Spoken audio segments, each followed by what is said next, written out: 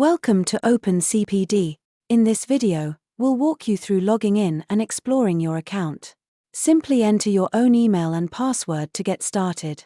Your first task is to complete your company details by filling the information and adding your existing company logo. After completing your company details, the next step is to fill in the course information, an essential part of your CPD journey. In this section, you will define the course aims, required skills, and expected outcomes, which are key elements for CPD success. Once you've carefully completed this stage, you're ready to generate certificates. Select the relevant courses, enter the certificate date, and, if applicable, the expiry date. If there's no expiry date will be mentioned on the certificate. Provide the participant's name and email address, then choose a preferred template. You can easily preview the certificate before submitting it. Once you are satisfied with the content, simply generate the final certificate.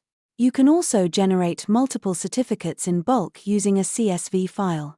For further guidance, explore the Help menu, which includes various resources to support your CPD journey. Subscribe to our YouTube channel and contact us for more information.